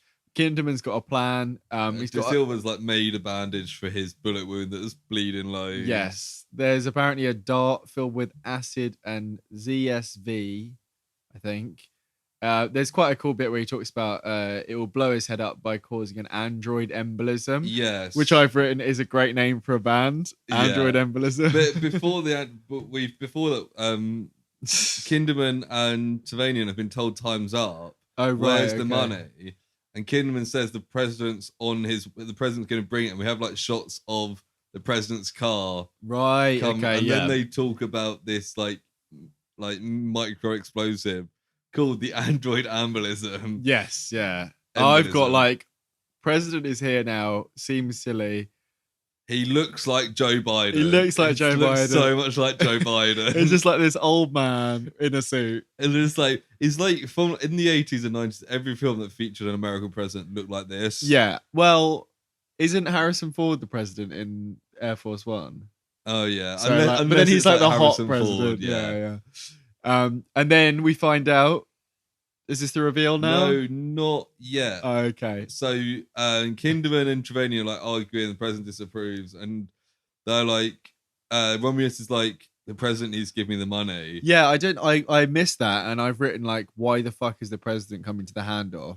Yeah, doesn't make any Romulus sense. Like insists, and like Trevanian's like, no, don't do that. That's dumb. And he's like, I gotta do it. And so Kinderman, the president, and a marksman that is going to shoot this who's got android this dart. embolism. Yeah, android embolism dart. They go up in the elevator, and then like almost the president immediately goes to step out, but then Kinderman pushes him back and walks. Yeah, and then we hear a gunshot. Look, we see slow reveal of like somebody pulling a gun out. I think it's the marksman. He's pulling his gun out to shoot Romulus. And then there's a shot, and then the marksman falls down. And Kinderman's there. And Kinderman has shot the marksman. Kinderman is a betrayer. He's a betrayer. And this is when I've got, why the fuck is the president here? And then the president gets shot. Well, Kinderman goes on like a rant being like, oh, you're such a popular president, but you need to resign. We need to have a strong government. And he's like, you've created a soft America. And I've got, why the fuck does Kinderman care so much about American? Because he's very clearly British. Like, I know he fucking lives in America, but like... I'm pretty sure he's like an FBI agent. Yeah, but like also like just go back to England. He's actually American. I don't think the character's American. Yeah. No, I think the character's American. Okay. I think the actor's British. He's definitely British, yeah. But the character's American. I think he's supposed to be like a Kelsey Grammer, like well-spoken American. Yeah, like upper class American. I can't remember who it was, but somebody very, very convinced that Kelsey Grammer was British. And I can see why, you know. Yeah, and they thought that like Sideshow Bob was supposed to be a British character, and it's like no, like I see it quite a lot. I think I saw a Reddit thread a while ago that's like, what actors are you surprised aren't American? Yeah, and there's loads of people in there who like talking, and I'm like, probably because it's a British perspective, I'm like, no, they're obviously British. Like Idris Elba is like obviously British. Yeah, and Americans always think Hugh Laurie is American because they only know from House, but the accent is not good. And also like Laurie and Fry were a thing in like the 80s. Yeah, but and, it's like Blackadder and it's like the Doctor Strange accent. Benedict Cumberbatch's accent. It's very much that Hugh Laurie accent where it's like the mid-Atlantic accent they describe. Yeah, like broad, like a broad American accent. Yeah, where it's just like it's passable and it's fine, but like. I feel like I could tell even if I didn't know they were British. Yeah. Whereas, you know, I'm not saying that American people can't tell, but it seems to pass for American. And Hugh Laurie is very similar as well. They're just like, oh, he doesn't sound as American as we think it, so he must be British. But we're like, he's obviously not British. He doesn't sound like us. Yeah, yeah. The one that did get me that I didn't realize was British is the woman that plays Valkyrie in Ragnarok. No, she's not. She does British accent as Valkyrie, but Tessa Thompson is not British. Are you sure? I'll look it up. I know that, like, no, it's the other way around because I thought she was. Yeah, I was gonna say I either thought she was and she is American. Yeah, I either thought she was and she isn't, or I either thought she wasn't. No, it's the other way around because I was completely on board with that because as Valkyrie, her British accent is very, very good. She is one of the ones that I thought was British, but actually just American. Just very quickly on the Benedict Cumberbatch thing, I saw an article earlier today where he was like, when I was at university, I very much enjoyed techno. I would go out clubbing all the time, and I'm like. This is very interesting information. Like that means, like Benedict Cumberbatch at a rave. Like it's just like, I mean, it's because he's like an actor and like he's Sherlock and stuff. You think of him more as like a classical music kind of guy. Yeah. But I guess it's a bit like Louis Theroux was like really into like Massive Attack and like you know, like saw a thing all that kind of about they're talking about the England footballer Harry Maguire, right? Who was saying that he doesn't control the music in the change room. If he did, it'd be a lot different. And like he's like from Hull, his nickname's Slabhead. Like he's just like a what? And they're like, oh, like I wonder what music he does this to. And it was like, oh, I'd put on just like house music. And it's like what? Like I didn't think that like you knew that stuff. Like to be fair, I mean that's what I would have imagined. Oh, okay. like Love Island soundtrack. Yeah, I guess.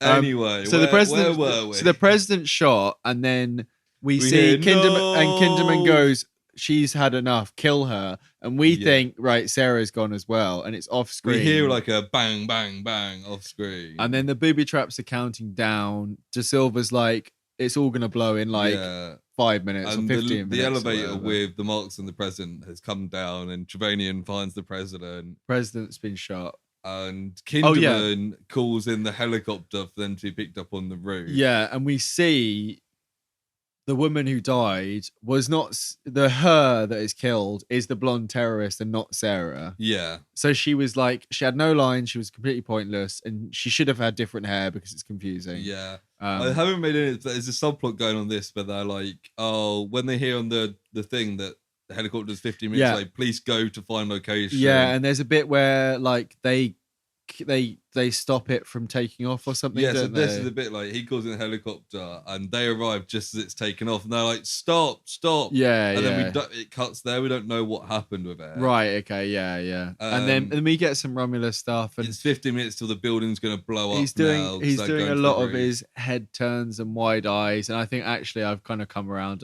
on him at this point. And he just starts like shooting at De Silva, and he seemingly uses all his ammo up just shooting around. Is that right? Yeah. So like, and then this is when we see the quarterback skills. Is this bit? Oh, this is another great De Silva line when he's just like shooting all over the place, and De Silva comes out with, "My grandmother could shoot better than this, and she's dead." Yes, yeah, that's right. Is this the when he fashions some sort of weapon? I don't know. Yeah, so he's built Romulus has been chasing De Silva, and he's built like this spear. Yeah, like a harpoon. But he's got don't really see what's happening, but there's like ropes and stuff. A harpoon, then, yeah.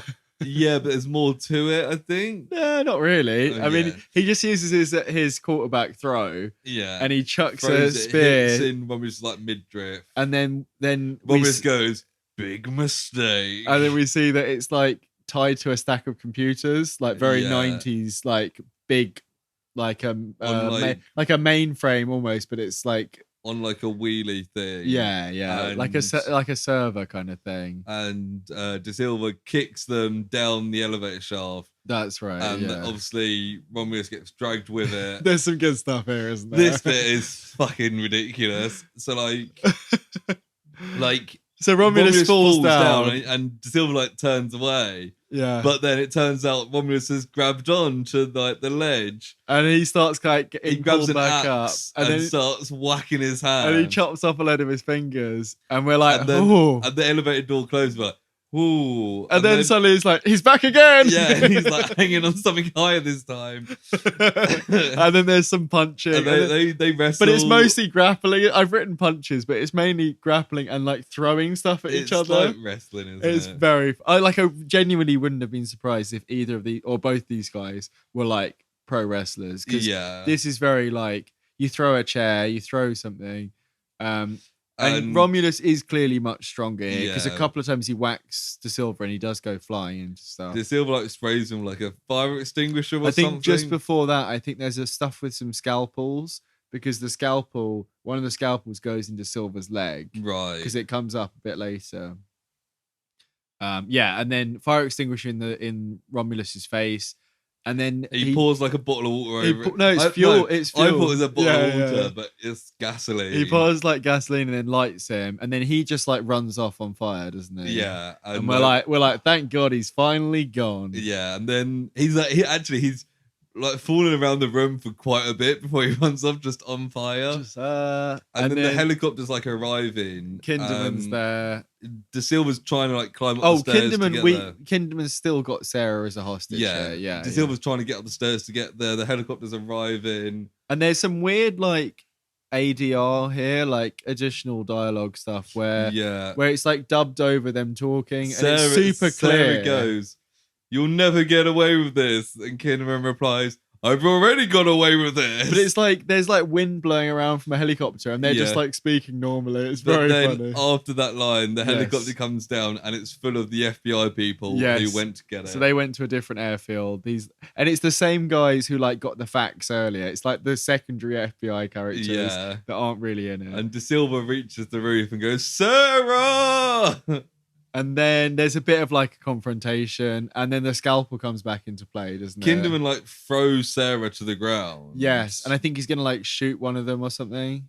Yeah, I don't really.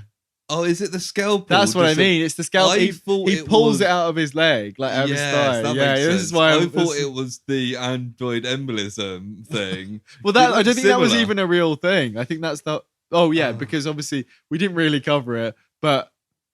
In the whole political plans thing, Kinderman must have released Romulus and got him to do this whole thing, which was never really explicitly said.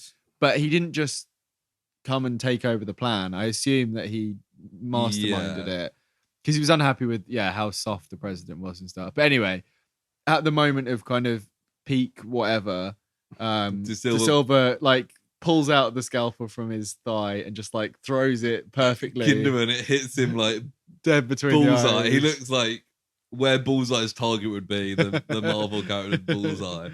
Like hits him there. And then the building starts exploding like floor by floor. Oh yeah, and it's just like this bit is all just nonsense. And like the building, like a floor goes and like the top isn't really affected that much. And another floor goes and like it's just like like a chain reaction going up. And then like they're all jumping and around. are like limping towards the helicopter, but the helicopter's getting like moved away because the explosion. Yeah, it's all like, and then they jump, and I think Sarah go in, and then there's this bit like they jump for the helicopter, and I've written here this music's great, and it reminded me of the intro theme to Crystal Maze. Oh, okay. I thought you were gonna say something else, but yeah, I'll talk about. Do you know what I mean though? Like that.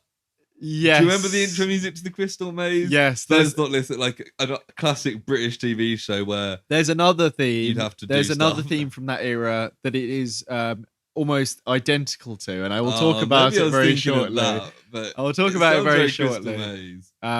Yes. But yeah. So De Silva and Sarah get to the helicopter, but De Silva's like hanging off like the leg. Yeah, and he's hanging off for way too long. And there's explosions. Also, like he's literally hanging by his arms. There's an explosion next to him. And it's like, you got shot in that arm earlier. And it also like keeps almost falling off, and then he like keeps clutching on like a little monkey sloth man. Physically wouldn't be able to hold that if you've been shot in that arm. But then it's overshadowed by this great bit where Romulus just jumps out of the window on fire.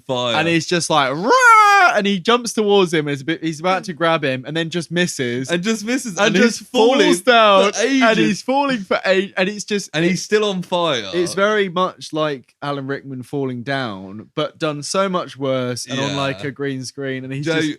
Fun fact about that. Yeah. About that Alan Rickman didn't know they were going to drop him at that moment. They so did. They did it on like real. 2 instead of 3 or whatever, didn't they? Or 2. So the shock in his face is genuine. Yeah, you can see it. But this you just see the back of a. It's just a stuntman on fire, isn't it? Basically, and he's just swinging around, and then he explodes. He just explodes in the air. Explodes, which is weird because he comes back for the sequel. Well. Maybe he does. Maybe it gets explained at the start of that. We'll have to wait until we do that episode. And then we kind of cut to the floor, and it's the helicopter like lands. There's a big crowd of people now. It's a bit like the end of Die Hard, except this is the bit of the film that's like Die Hard. You know what? They should have done the bit where the president, the terrorist, the other terrorist turns up again in Die Hard, and then the cop who shot the kid or whatever gets his chance to. Yeah, they should have done that with the flaming Romulus and Jackson, rather than just nothing happens in this bit. Well, some stuff happens. It's a bit that really made me laugh. So De Silva gets out the helicopter, drops to his knees, kisses the floor, puts his arms up in the air and goes, touchdown. And then a limo turns up and the president gets out. The president's alive. And he goes...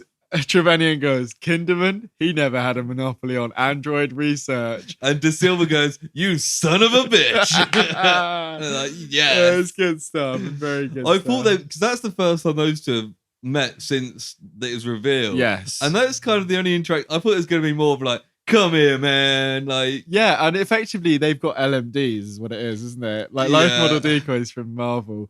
Like they've just got... Which makes sense why they let the president go in the first place. It does kind of, But this bit made me laugh. So De Silva's then thrown like a beer, I think, by Jackson. Jackson is just cracking beers open with his lady friend. And they like cheers each other and like drinking. I'm like, do they know each other? Like they don't know each other at all. I don't know because they kind of look at each other and like, yeah, buddy, and it's like they don't know each other. And then the last shot was great, where De Silva's drinking a beer.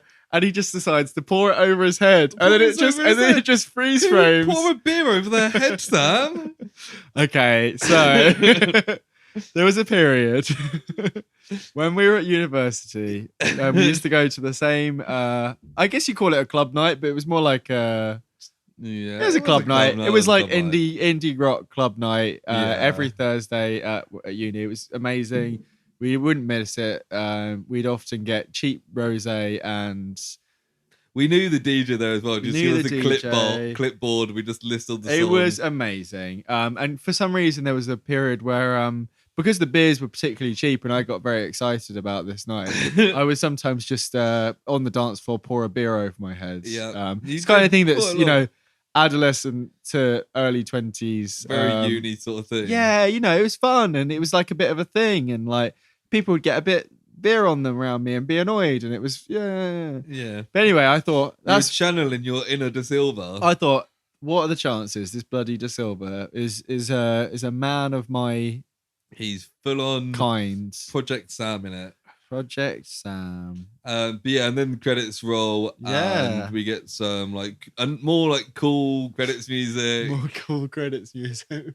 There's one way of putting it. Yeah. I can't remember what the music was in the credits, to be perfectly honest. Before we get into ratings, it's just kind of in place of trivia, because I don't think we really found anything either. No, I've got IMDb in front of me now, and the two bits of trivia. It was Kim Huffman's debut. Right. Don't know who she played. And it was shot at Pinewood Studios. Oh, yeah, that's quite a good one. Whilst Alien 3 was being shot. It was the same sets, I think. As on other websites, it says. So some of the Alien 3, which is notoriously terrible. I think some of it would be like lifts and elevator shafts, and because there's not a hospital in that film, I don't think. No, it's not. It's a spaceship, believe it or not. But the I think that one's actually set on a prison, on an alien prison. It is, but isn't it like a space prison? Yes, but it's not a spaceship. It's on space, on a planet. It's a spaceship as well. Anyway, so the one bit of trivia I've got is in relation to the soundtrack, and there's a particular theme that plays quite often. Yeah. Which goes exactly like that. Goes exactly like that. And is almost, I say almost, it's identical to the motif from the Batman the Animated Series soundtrack. And I went back and I listened to it while I was watching the film, and this is the part where I missed the fight in the elevator. Right. It is identical. When did the Batman This is Animated exactly, Series come out? and this is where the plot thickens, okay? Because similar to Demolition Man, I was thinking, right, it's obviously they've stolen it. You've obviously stolen it, and I'll show you afterwards. And I mentioned before recording though, so I was gonna show you something, but I thought we'll just leave it raw reactions and all that. Batman the Animated Series was released on September the 5th, 1992. Project Shadowchaser was released on July the 2nd, 1992.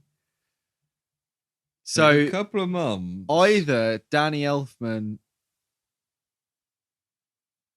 wrote that theme in 2 months based on Project Shadowchaser, or it's a complete coincidence. And one of the most iconic Batman themes is a complete...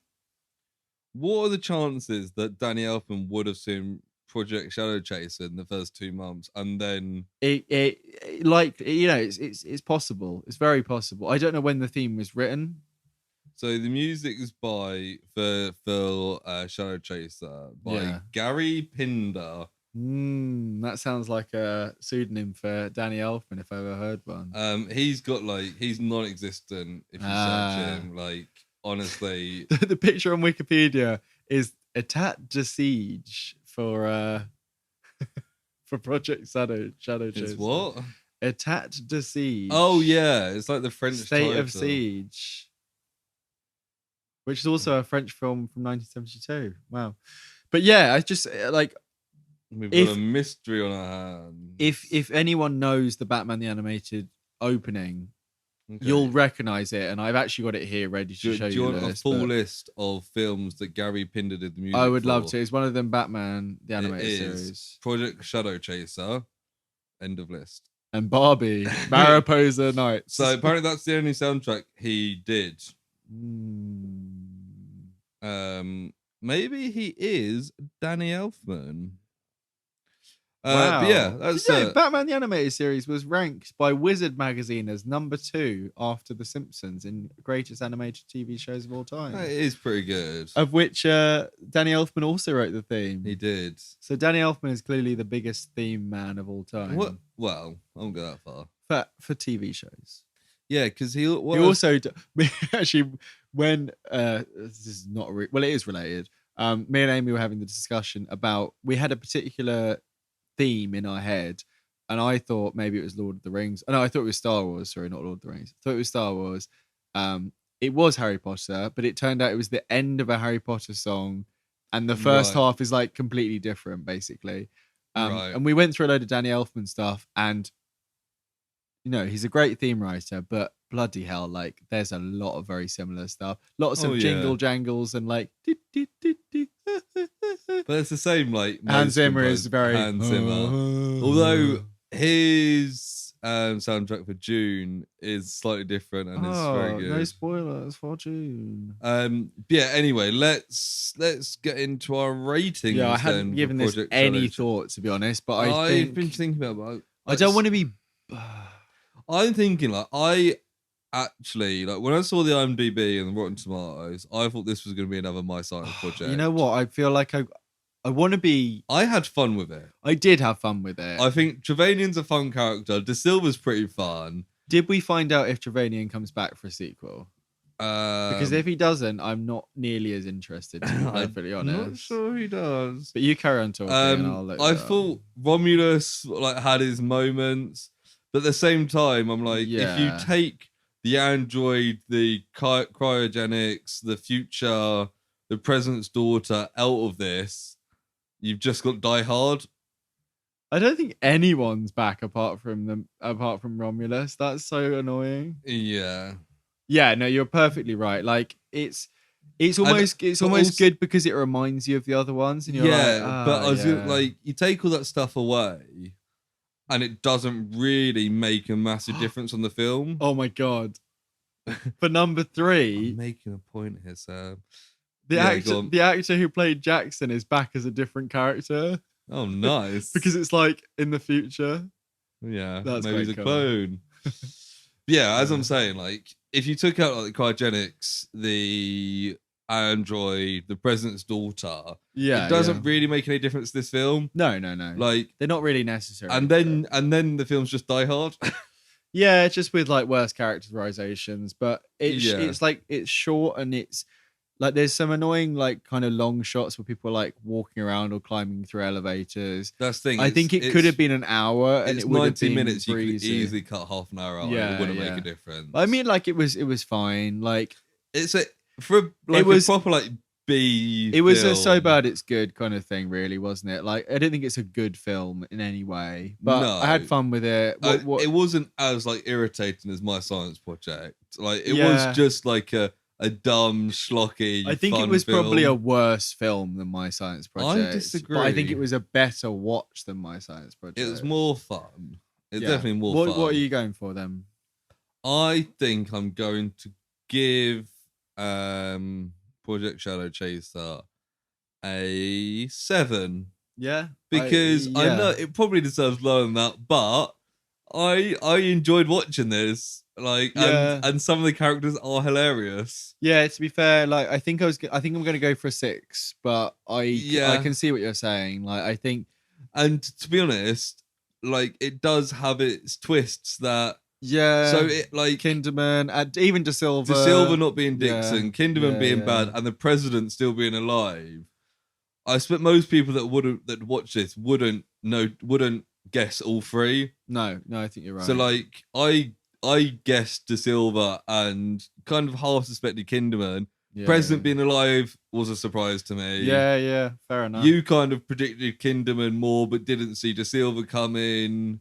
No, I didn't see that at all. Like I was completely oblivious to the fact that he was a different guy. I thought he was just like a bad actor, to be honest. And he had a beard, and I was confused by that. Like, cause it was looked like pubes stuck. But I think they pull off the kind of little twists they have quite well. No, I think it was decent. I'm quite intrigued to see where they go with next, because obviously Romulus is the only character that returns, and at the end of this, he exploded. I think one of them said about something off in the future, so I think it's a bit like. Like in some of the Friday the 13th, they did like Jason X, where he's like on a spaceship. This is kind of set in that Predator 2 future. This film, it is, like everything's chaos, but it's slightly in the future, but things have gone badly. But it's still like very much the early 90s kind of thing. Yeah. But I'm quite happy with 7. Like I know I've probably given better films a worse rating. But it's all personal opinion. It's personal opinions. I had fun with this. Well, that's fine. You had fun with it, and also it's based on your kind of your opinion at that time, Yeah, your so state of viewing. If you think I'm a moron, please do tell me. Please write in and let us know. Let us know. But yeah, I think that's fair. Sounds good. Personal projects. Personal projects. You said, Lewis, you weren't sure if you had anything. Do you want me to go first? And I've got one thing. All right, fine. But if you want to go, you can go. No, it's fine. It's fine. Yeah, I can go. Is this giving you time to look up your letterbox? No, well, yeah, I am now, but that's just because I thought I had the time. I have something ready. Do you want to guess what it is? I'm going to. No, I don't. Have you watching Doctor Who? No, I watched Enola Holmes. Oh my god! You actually watched Enola Holmes? I watched Enola Holmes. It was fine. It was pretty good. Did you just cut off the last couple of minutes that fit in with that random time span you set? No. It was pretty good. Yeah, it's better than I thought it was going to be. Henry Cavill was good. He wasn't in it much. It's fine because it's not about him. She was much less annoying than I expected. I think her as an American girl is what I find annoying. I don't know why. She's fine. I feel like in some of the trailer, she comes across far more annoying than some of the fourth wall breaking was a bit cringy, but it often is in films. Like even Deadpool speaking to the fourth wall is a bit cringy. Yeah. The main criticism I'd have would be that the main plot is kind of not that interesting, and there's stuff with her mum going on that you don't. I understand it's kind of sequel bait in a way, and it's one of those films that's more about the characters than the plot. Yes, it is. Yeah, and I mean I like some stuff. Mycroft is much more of a bad guy than you maybe think he's going to be. Who plays Mycroft in this? Sam Witwer or something like that. I think Amy said he was called. Right. But yeah, like he was good. Like yeah, everyone's pretty good. Like even the woman who runs like the boarding school or reform school, like she's good. Like like the little Timothy Chalamet boy was just like he was fine. The little Timothy Chalamet boy. Yeah, he was fine. But like Sam Claflin is. But Claflin Witwer. Who's Sam Witwer? Somewhere else. But yeah, like they're even though he's a bit of a little wafy boy, like they have quite like a convincing little, non-relationship kind of thing, and it's it's good. Like there was a mystery, kind of goes in places you don't really expect, and the bad guy isn't necessarily who they think it's going to be and stuff like that. Like it was a decent film. It's just a little bit of fun. Yeah, and like the Victorian London is quite convincing as well. Like it's quite it's fairly high budget for what you see. And the bad guy is from Pacific Rim as well, isn't he? That guy, the henchman. He's the guy who's Charlie Day's mate. From Torchwood. From Torchwood. Yeah. Owen from Torchwood. Yeah. Torchwood was good, wasn't it? Torchwood was good. He was also in Game of Thrones. He was Cole fucking Tanner. Who was the one who got stabbed through the face? He was, when the Night's Watch revolted when they were beyond the wall. He was the one that led that, and he got stabbed. He killed Mormon. Someone got stabbed through the face. Maybe him by Jon Snow. Oh, speaking of Jon Snow, something else that we both personal projected. Oh yeah, let me. So the one thing I did watch this week before we get into that. Yeah, we'll try and keep it quick though, because I mean it's not much to say. It won Best Picture Spotlight. I won again the other day. I watched again the other day. Yeah, I watched it years ago. It's still brilliant. It's like good, yeah. Obviously, it's a really kind of like tough topic and like film. Journalism is a really tough topic. Yeah, damn those like paedophile Catholic priests. Catholics, eh? it's very very good, and like everyone in it is very good. Yes, I think I saw that. Mark Ruffalo, Michael Keaton, Michael Keaton, John Slattery.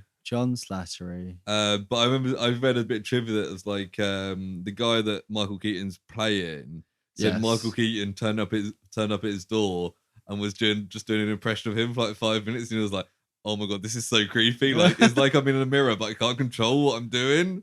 That's like weird. Michael Keaton's a bit weird, isn't he? I like him. Like I don't think he's harmful weird, but like he's definitely quirky weird. He's super weird. Like yeah. I mean, you could tell from Batman '89 he was a bit of a weirdo. His portrayal of Bruce Wayne is like he's also a weirdo in Birdman. Yes, but Batman '89 was earlier, so I'm just saying that. But yes. That's all I have to say about the Spotlight. Great.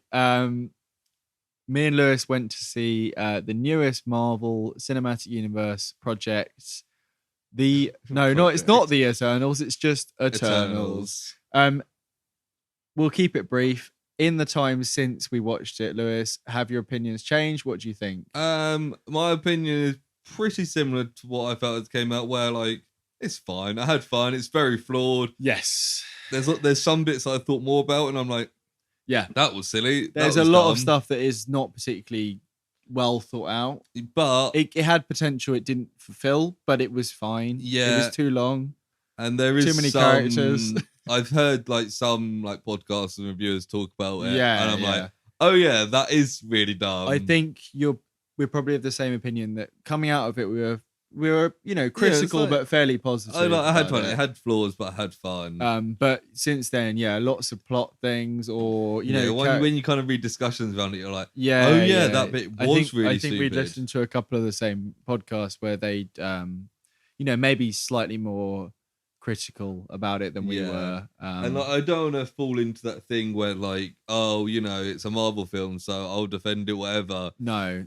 Because like it does hit the formula, is kind of it has got too many Eternals. Yeah, I mean, one of the podcasts I listened to, they were talking about combining a lot of them, and like Salma Hayek and Angelina Jolie could have at least been the same person. Yeah. Because instead of her, we're doing spoilers by the way, instead of her dying to give up the thing, she could have gone mad and had to give up the thing. Yeah. But you also could have had the whole thing where the Celestials didn't need to tell the Eternals what their plan was. Absolutely, that's a big thing. They shouldn't tell them. There's no reason to tell them. Don't tell them. And also, Phastos and Gilgamesh could have been the same character. Yeah, there's no reason why. Like Icarus, like the whole thing is that he gets the team together, and it turns out he's trying to stop it. Oh yeah, he just should don't get the team together. Get the team together. Just don't get the team together. Just leave him. Do better, or make him more sinister. Like the fact he turns up in London when stuff's going down at the start is clearly because he knew shit was going down and he was ominously up in space or whatever.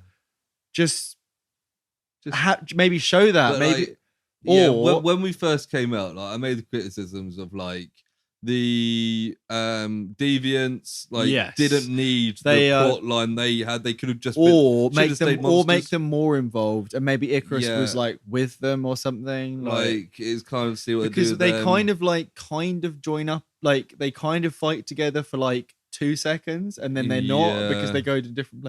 It's like. Or make them have a conscious thing where they're like, we fight together because we got this. I feel like it may be one of those things where, like, because I was watching it at the cinema, I enjoyed it quite a lot. Yeah, and that's if I go back and watch it, I'll be like this. Because we went to see the midnight premiere of Batman vs Superman. Oh yeah, dressed as Batman and Superman. Oh yeah, respectively. Yeah, we were Batman and Superman. Obviously, we had other friends in other costumes. We fucking were.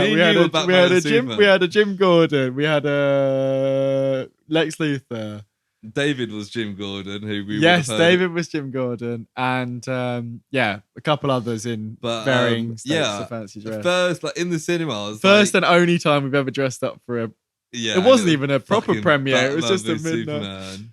Good stuff. But when it came out of that, I was like, "This is very flawed," but I kind of had fun. Yeah, it was fun. I mean, then when I watched it back, I'm like, "Oh my god, this was fucking terrible." Yeah, it's a similar thing with this, I think. And there's certain stuff like Kingo he should have turned up at the end. Kind of a pointless character. Like he really should. I know that it was like, he made a decision, but there was a point where like he was needed and he should have turned up. Yeah.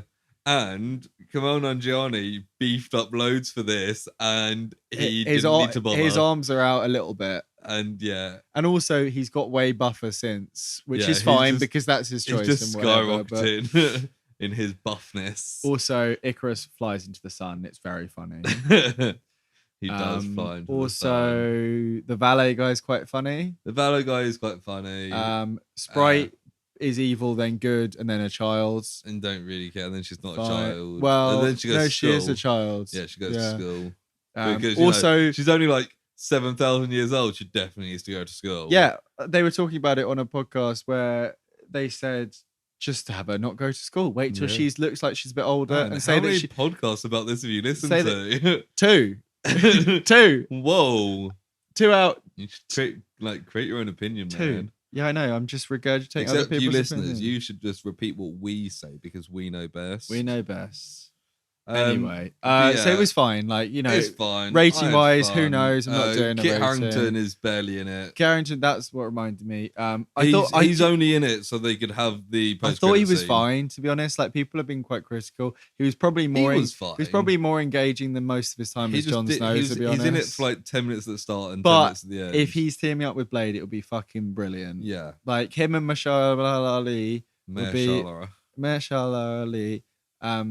But what's interesting about that is technically Mahershala Ali. Yeah, you're taking the fucking piss. Is already in the MCU. Yes, as Cottonmouth. As Cottonmouth. Is that right? Oh, it's fucking smashed it. Which people write off the Netflix stuff, but there's lots of rumors that Charlie Cox's Daredevil is going to be folded back in. It's going to be like a whole multiverse variant. If Charlie Cox's Daredevil is folded in, then Cottonmouth and Blade would be in the same continuity. Did you watch the Spider-Man trailer? No, I did not. I'm refusing to watch it. People keep nagging me to watch the Spider-Man trailer. Watch it, but I'm not going to watch it. It's fine. Like, there's no real extra reveals than what you know. I was told as much, even though I keep insisting that I don't want to know. We've got like less than a month till the film. They definitely edited out some stuff. Of course they did. That you can see stuff happen to people where there's no one there, which is interesting. Yes, and that's why I'm not going to watch the trailer. And then that's probably the next film I'm going to see at cinemas. So I still need to see Dune. Yeah, Dune. I'd like to see Last Night in Soho as well. Yeah, fair. It's a week before payday, so yeah. And then next month is the Christmas month where you just spending like millions and millions of pounds on trains and stuff. Millions of pounds indeed. Anyway. That's what it feels like with our bloody rail service. Anyway. Am I right? Anyway. Fuck Southern Rail. Anyway, thank you very much for listening to this 20th episode. Can you believe it? We made it 20 episodes. 20 weeks. It's actually like compared to lots of others, it's not much, but 20 weeks. I'm quite surprised we've made it to 20. I haven't missed a week. Neither of us, yeah. I'm quite intrigued as to which one of us is going to miss an episode first. Well, I mean, to be honest, at this point, all the stuff is here. So, but if you were going on holiday or something, yes, I could have Kane or David over. You could do our two guests, Kane and David. Yeah, but could have Amy over, but she'd probably be with me. Maybe I'll bring my own guest. Very nice. Maybe I'll invite Joe Rogan over for an episode. Our good friend Joe. So yeah, thank you for listening. You specifically, yes, I'm talking to you. If you specifically enjoyed this episode, but please, not you. Please do tell your friends, all your friends, and all your family, because it's a really good way of getting the word out. Key. It's super key. It's super keen. Reviews are also another good way. Yeah, like it really is the best way. I say it every week, but it really is the best way of showing appreciation and kind of gearing us to do what you want us to do. Like, we get a fair amount of listeners, and if those listeners tell us what they want it's an exponential thing, isn't it, really? Yeah, if you tell us what you want from the pod, then we can direct it at you. That's it's also nice just like hearing from you guys. Yeah. We want some guidance. We're very directionless young men, but also like guidance. Giving those 5 stars puts us in those like Apple tables. It's getting to the end of the year. We could become top 10 Apple podcast of the year. Yeah, if we had just one more review will do us. We just one need schmeckle. You guys to just pull your finger out. Come on, and where are their fingers at the moment? I don't know, but they're not typing away on their devices, giving us a 5-star review. Oh my god! Well, not enough of them anyway. Other than reviews, you can also like if you just want to give us a recommendation, you can get in contact, can't you, Sam? You can indeed. So, if, for example, Project Shadowchaser was your favorite film of the early 90s, don't blame you. If you were one of the extras in this film, if you were one of the people who got blown up in the lift, if you played Jackson, we want you on. You played Jackson, absolutely. We can talk to you, but you can also talk to us by reaching us at theprojectprojectpod@gmail.com. On Facebook and Instagram, we are the Project Pod. On Twitter, we are at that Project Pod. And on Reddit, with a project. Are you sure? Are you sure about all those pronunciations you just did there? Oh, they're spot on. It doesn't matter because they're writing them down. On YouTube, we are, I think if you just search the project, we're all up to date still, which is fantastic. Cool. My laptop's currently in the shop getting fixed, so we're not quite up to date with Reddit. We've got a couple of random Russian spam comments on our YouTube, which is lovely. Have you translated them? Well, one of them is from a Russian account, but the words are in non-Cyrillic. They are just nonsense to me. Right. But you know, another one from someone else says cool job. Says cool job. Exclamation mark smiley face, which is lovely. That was on Montauk Project. So, it's quite because YouTube's quite. It's such a comment-based platform, and also we've only recently put all this effort into YouTube. Yeah, we didn't get these odd comments, but it's quite really fun to nice. look at. And like it's interesting to see. Oh, I just got the Batman theme playing in my ears there. It's interesting to see which ones are, you know, getting the spikes because they're all going up fairly similar times now. Yeah, it is really interesting. And like I said, Project X got quite a lot because of the boobs tag. But yeah, basically, just send us some comments, say what you like, tell us, you know, if you like Project Shadowchaser, we are almost definitely gonna do Project Shadowchaser 2 at some point in the new year. If we can confirm whether it's Project Shadowchaser or not just Shadowchaser 2. It says on Wikipedia Project Shadowchaser if 2. That's good enough for me then. Like, you know, Project Nim, like if you had a monkey that you liked hanging out with, or even an ape, you know, just let us know. Let us know some stories. Let us know if you can top my story about howler monkeys from last week or the week before. We'd love to hear it. We'll read out your story. We'll give you some credit, you know, give you some money. Wikipedia They won't give you any money. Project Shadowchaser 2, also known as Shadowchaser 2, Night Scenes, Project Shadowchaser 2, Night Siege, and Armed and Deadly. Night Siege. So this one was already at night. How much more night can it get? Well, anyway, we would like to say thank you very much for listening to this episode. It's been a pleasure. And I'll buy you the biggest beer you've ever seen if you come back next week. You son of a bitch, Sam. You son of a bitch, Lewis. We'll see you next week. See you next week. Bye-bye. You son of a bitch.